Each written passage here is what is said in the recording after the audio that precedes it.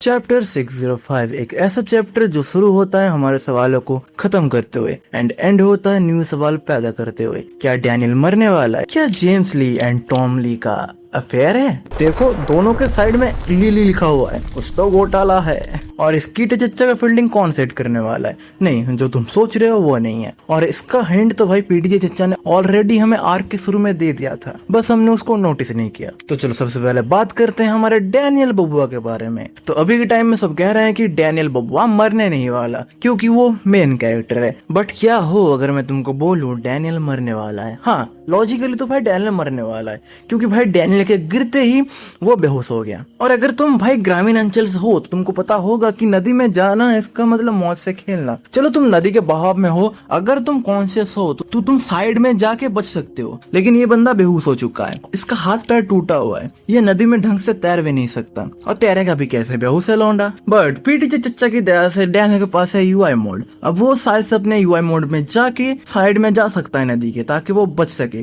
ताकि कोई पत्थर उसके सर में लग के ना मर जाए वो। बट यहाँ पे भी एक कैच है भाई, यूआई काम करता है ओपोनेंट से लड़ने के लिए, पर परंतु भाई नदी में तो वो किसी से लड़ ही नहीं रहा। हाँ मानता हूँ भाई वो लड़ रहा है, लेकिन किसी बंदे से नहीं लड़ रहा। तो भाई साहब बंदे का बॉडी डैमेज है, बंदे का बॉडी एग्जॉस्ट हो चुका है, बंदा एक बार यूआई मोड में जा चुका है। और भाई इसका यूआई मोड का कंडीशन ही है कि सामने कोई बंदा होना चाहिए और ये लड़ते लड़ते बेहोश होना चाहिए। लॉजिकली तो भाई ये बंदा मरने ही वाला है। तो भाई साहब अगर परसेंटेज की बात करें तो 90% चांस है डैनियल मरने वाला है और 10% चांस है वो जिंदा रहने वाला है, पीटीजे चच्चा की दया से। कुछ भी हो, बट अगर ये चीज ना होता तो पूरे लुकिज्म का स्टोरी स्पॉइल हो जाता। अगर जिन्युंग मामा ना मरता तो हमें टाइम से पहले ही पता चल जाता सेकंड बॉडी का राज, तो हमें टाइम से पहले ही पता चल जाता कि प्रिंस जेनसन के टाइम में ऐसा क्या हुआ था कि गैब को एंड बेकॉन कॉन को प्लान करके मरवाया गया। और इस चीज की वजह से जो लुकिज्म 1500 चैप्टर तक खींचने वाला था वही चीज 800 से लेके 900 चैप्टर तक खत्म हो जाता। और अगर ऐसा ना होता तो भाई डैनियल और भी लेट में ग्रो करता और उसको लेट होता ग्रो करने में, जो भी स्टोरी को स्पॉइल कर देता है। अगर डैनियल अभी जल्दी ना स्ट्रॉक बन पाया तो अभी जिस लेवल का भाई विलेन आ रहा है हो गया फिर कांड, सेकंड जनरेशन गयो। इसीलिए जिन्युंग मामा को मरवाया गया, वो भी पीटीजे के द्वारा। ये पूरा चीज एक सेटअप है ताकि हमारा डैनियल भाई साहब जल्दी स्ट्रॉन्ग बन पाए, ताकि हमारे डैनियल को जल्दी से मास्टरी मिल जाए। और अभी जो दुर्घटना हुआ है इसमें तो भाई कंफर्म है कि डैनियल एसासिन लेवल तक जा चुका है। और इस चीज को विश्वास दिलाने के लिए मैं तुमको बोल रहा हूँ OG Daniel can easily defeat UISP Daniel. अब ये कैसे होगा, मैं किस यहाँ पे बोल रहा हूँ या तो किसी दूसरे वीडियो का टॉपिक है, अगर चाहिए हो तो कमेंट करो। अब इन सारे भंड खराबों के बीच हम तो दो बंदे को भूल ही गए, यूजीन एंड यूशियोंग। तो भाई देखो इन दोनों में से एक बंदे का मरना तो कंफर्म है, बट कौन मरेगा? डैनियल को गैंग को चाहिए एक बुद्धिमान व्यक्ति, तो क्या यूजीन जिंदा रहेगा? बट यूशियोंग एक फाइटर है एंड यूजीन एक नॉर्मल व्यक्ति, तो दोनों में से अगर कोई नदी में गिरा वो भी पूरा बॉडी डैमेज लेके,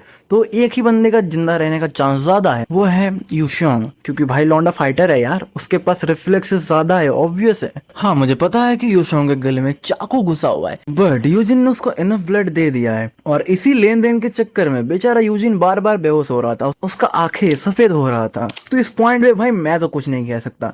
ऐसा भी हो सकता है कि दोनों ही बंदे जिंदा रह जाए, ऐसा भी हो सकता है कि दोनों ही मर जाए, और ऐसा भी हो सकता है कि इन दोनों में से एक जिंदा रहे और एक मर जाए। पीटीजे चच्चा जिंदाबाद। पर तुम्हारे मन में क्या यह सवाल आया था कि डैनियल का मरने की खबर इतना जल्दी कैसे पहुंच गया सेकंड जनरेशन के पास? कहीं ऐसा तो नहीं है जेम्स ली का प्लान है कीटी को मरवाने का? तू थोड़ा पागल वाला है क्या भाई? तेरे को कैसे पता वो जेम्स ली का प्लान है? भाई खबर तो पहुंचेगा ही एक दिन ना एक दिन। मेरा इस डाउट का कारण है मेरा ये वाला थ्योरी, आई बटन में दे दिया है, इस वीडियो को देखने के बाद जाके देख लेना। अब जब जेम्स के बारे में बात कर ही रहे हैं तो चलो बात कर लेते हैं जेम्स एंड टॉम ली के बारे में। तो भाई इन दोनों का फाइट होना तो कंफर्म है, बट बड़े अफसोस के साथ कहना पड़ रहा है टॉम ली भी मरने वाला है।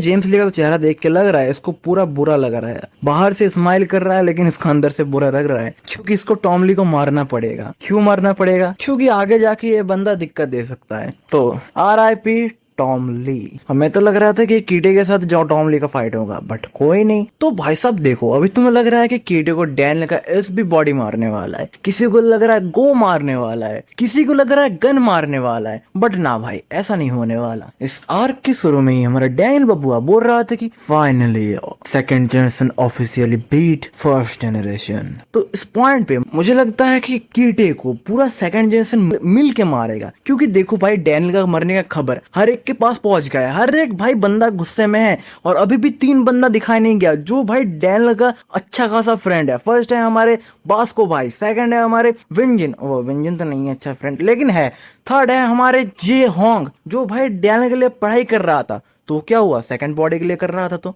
डैनियल का दोस्त तो है। और भाई ये चारों ही बंदा बहुत पावरफुल होके आने वाले हैं, जितना तुम सोच भी नहीं सकते उतना पावरफुल।